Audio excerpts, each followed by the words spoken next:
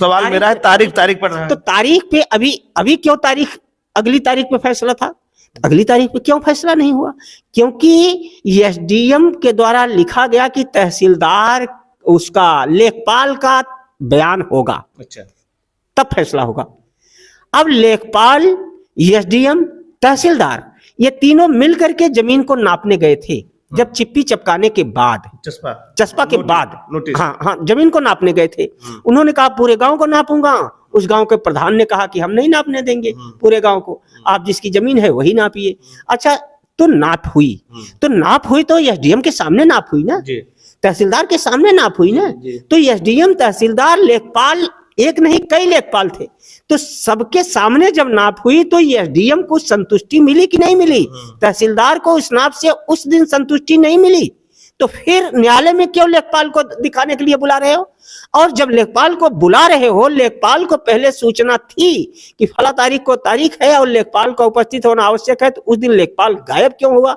लेखपाल एक फोन उठाया प्रधान का, दूसरे फोन पे वो स्विच ऑफ कर गया और कहा, और स्विच ऑफ कर गया, तो इसके बाद न्यायालय में उपस्थित नहीं हुआ। तो कोर्ट इसलिए कैंसिल कर दी गई कि लेखपाल नहीं आया है, तो अगली तारीख पड़ गई। ये सारी बदमाशी एसडीएम पवन सिंह यादव की है।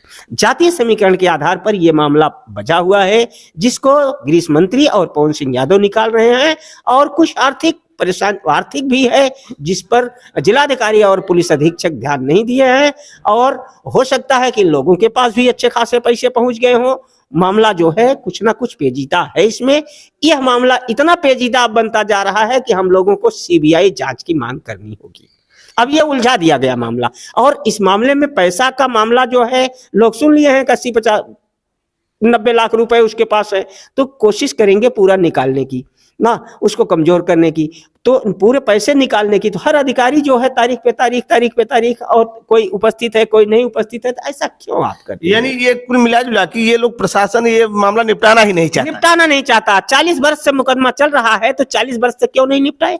अब आज आप घटना के दिन कहे तुरंत ही तोड़ दूंगा, तुरंत बुलडोजर चला दूंगा, और तुरंत के बाद फिर क्या हुआ कि हमारे आमरण अनशन 13वें दिन बैठने पर कहा है आपने कि हम चिप्पी चपका रहे हैं, तुरंत तोड़ दूंगा। अब जैसे ही 1 तारीख पड़ेगी, 1 तारीख के बाद मैं तोड़ दूंगा। जब तक आप अनशन पे बैठे थे तो खूब सक्रिय हो गए ये लोग, सक्रिय हुए, इतना सक्रिय हुए कि लड़की अनुराग के पिता को, अनुराग के बहनों को प्रधान के माध्यम से बहका फुसला करके हमारे अनशन को जबरी तोड़वाने की कोशिश किया गया। कहा गया कि हम सरकार के काम से संतुष्ट हैं। यही उस अनुराग के पिता और बहने सबने कहा कि एक स्वर से कि हम शासन के कार्य से बहुत संतुष्ट हैं, लेकिन शासन की चालाकी नहीं जाना कि अगर एक दिन मैं और आमरण अनशन रुक गया होता, शनिवार को तोड़ा, रविवार था, सोमवार को 10 बजे पवन एसडीएम का ट्रांसफर हो जाता, लेकिन ये ट्रांसफर नहीं होने दिए। और जब तक पवन एसडीएम का ट्रांसफर नहीं होगा, इस मामले में न्याय नहीं मिलेगा, क्योंकि ये जाति समीकरण में उलझ गया है, और ये जाति समीकरण में इतना उलझा हुआ है कि यह मामला अब केवल हाई कोर्ट और बड़े बड़े न्यायालयों के ऊपर ही निर्भर करेगा, अन्यथा इसमें न्याय मिलने की अब उम्मीदें नहीं हैं। और जहां तक विधायक लोगों ने कहा, उस गांव के विधायक जगदीश नारायण राय हैं कि मैं मुख्यमंत्री जी से मिलवाऊंगा, और धनंजय सिंह ने कहा कि प्रिंसू जी के आ जाने पर हम मुख्यमंत्री जी से मिलवाएंगे। अभी ऐसा कुछ नहीं हुआ। मुख्यमंत्री जी रोज मिल रहे हैं, अपने सांसदों विधायकों से रोज मिलते हैं, तो फिर इन लोगों ने इस तरह की कार्रवाई क्यों नहीं किया?